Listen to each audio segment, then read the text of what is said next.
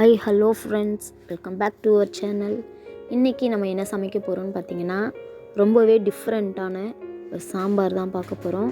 இது மாதிரி கண்டிப்பாக நீங்கள் யாருமே செஞ்சுருக்க மாட்டீங்க. ஸோ அந்தளவுக்கு இது டேஸ்ட்டாக இருக்கும், டிஃப்ரெண்ட்டாக இருக்கும் ஃப்ரெண்ட்ஸ். கண்டிப்பாக இந்த மாதிரி ஒரு வாட்டியாவது நீங்கள் ட்ரை பண்ணுங்கள். ஸோ இந்த சாம்பார் பார்த்திங்கன்னா இட்லி, தோசை, சாதம் எதுக்கு வேணாலும் நம்ம சாப்பிட்லாம். அந்தளவுக்கு இது ரொம்பவே டேஸ்ட்டாக இருக்கும் ஃப்ரெண்ட்ஸ். பாருங்கள், எப்படி செய்யலான்றதையும் நம்ம வீடியோக்குள்ளே போய் பார்க்கலாம். வீடியோக்குள்ளே போகிறதுக்கு முன்னாடி சேனலை சப்ஸ்கிரைப் பண்ணிவிட்டு பாருங்கள். வீடியோ பிடிச்சிருந்தால் மறக்காமல் ஒரு லைக் பண்ணுங்கள். பார்த்துட்டு எப்படி இருக்குன்னு பார்த்துட்டு ஒரு லைக் போடுங்க. பிடிக்கலனாலும் ஒரு லைக் பண்ணுங்கள் ஃப்ரெண்ட்ஸ்.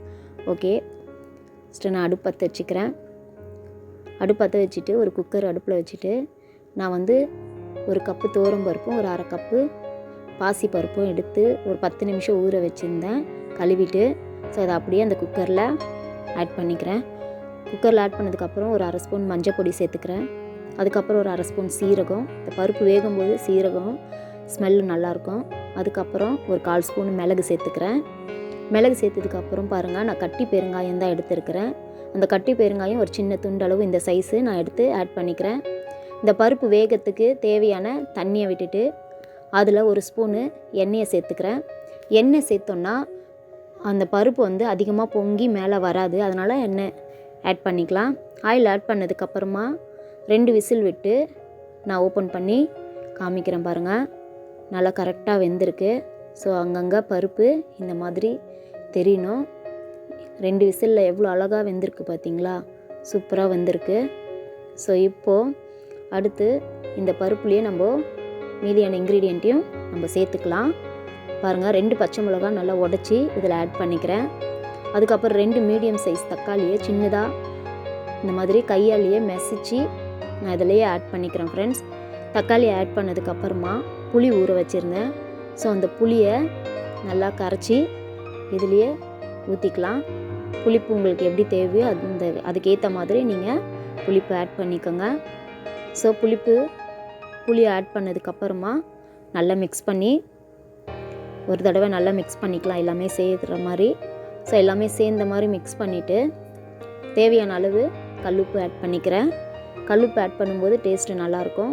ஸோ அதுக்கப்புறமா இந்த தக்காளி, பச்சை மிளகா இது எல்லாமே கொஞ்சம் இதுலேயே நசுக்கிற மாதிரி கொஞ்சம் மத்து எடுத்து நசுக்கி விடுவோம்.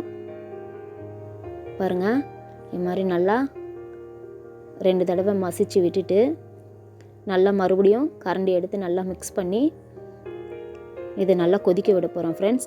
இதுலேயே பாருங்கள், சாம்பார் பொடி ஆட் பண்ணிக்கலாம். சாம்பார் பொடி பார்த்திங்கன்னா நான் ருச்சி சாம்பார் பொடி தான் யூஸ் பண்ணுவேன். ஸோ இது காலியானால் மட்டும்தான் நான் எம்டிஆர் சாம்பார் பொடி யூஸ் பண்ணுவேன் ஃப்ரெண்ட்ஸ். இந்த ருச்சி சாம்பார் பொடி ரொம்ப டேஸ்ட்டாக இருக்கும். ஸோ சாம்பாருக்கு நல்ல ஒரு டேஸ்ட்டு கொடுக்கக்கூடிய சாம்பார் பொடி ஃப்ரெண்ட்ஸ்.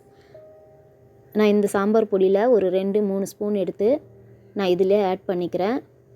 இதில் ஆட் பண்ணதுக்கப்புறம் நல்லா எல்லாமே மிக்ஸ் ஆகுற மாதிரி நல்லா கிளறி விட்டுட்டு கொஞ்சம் தண்ணி விட்டுப்போம். இந்த குழம்புக்கு தேவையான, சாம்பாருக்கு தேவையான தண்ணி விட்டுட்டு நான் பக்கத்து அடுப்பில் இதை அப்படியே ட்ரான்ஸ்ஃபர் பண்ணிவிட்டு இதுக்கு அந்த சாம்பாருக்கு தாளிப்பு கொடுக்க போகிறேன்.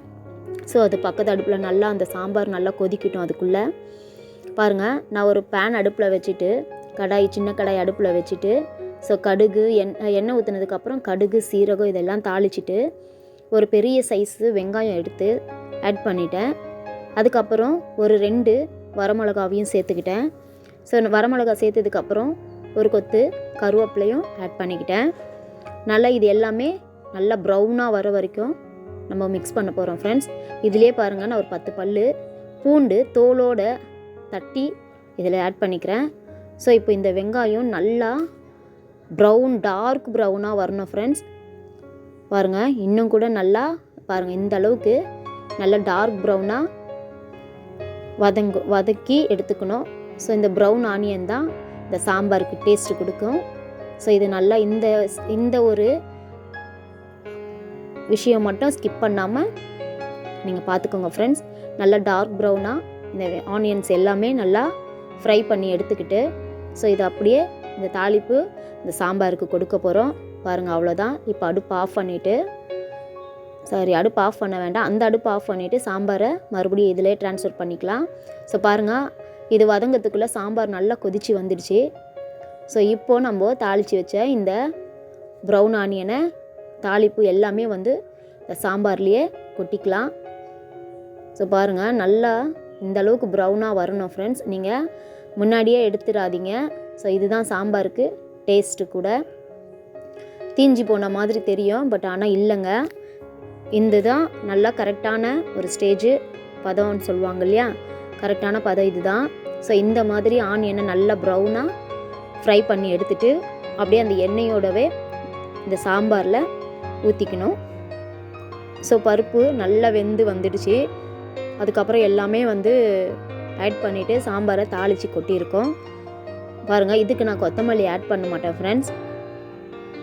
பாருங்கள் எந்த அளவுக்கு சாம்பார் டேஸ்ட்டாக ஒரு சாம்பார் ரெடி ஆகிடுச்சு பாருங்கள். இது ரொம்ப ஈஸியாகவும் கூட செய்யலாம். ரொம்பவே ஈஸியாக சிம்பிளாக செய்யக்கூடிய ஒரு சாம்பார் ரெசிபி தான் ஃப்ரெண்ட்ஸ் இது. இந்த சாம்பார் நான் முன்னமே சொன்ன மாதிரி சாதம், இட்லி, தோசைக்கு ரொம்ப சூப்பராகவே இருக்கும். ஸோ இந்த சாம்பாருக்கு ஆப்டாக வந்து நான் வந்து அவரைக்காய் பொரியல் தான் பண்ணியிருக்கேன் ஃப்ரெண்ட்ஸ். அவரைக்காய் பொரியல் பண்ணிவிட்டு ஸோ இந்த சாம்பார் நான் வச்சுருக்கேன். பாருங்கள், ரொம்ப சூப்பரான ஒரு சாம்பார் ரெடி ஆயிடுச்சு. என்ன ஃப்ரெண்ட்ஸ், வீடியோ பிடிச்சிருக்கா? வீடியோ பிடிச்சிருந்தால் லைக் பண்ணுங்கள். அடுத்த வீடியோவில் சந்திப்போம். பாய்.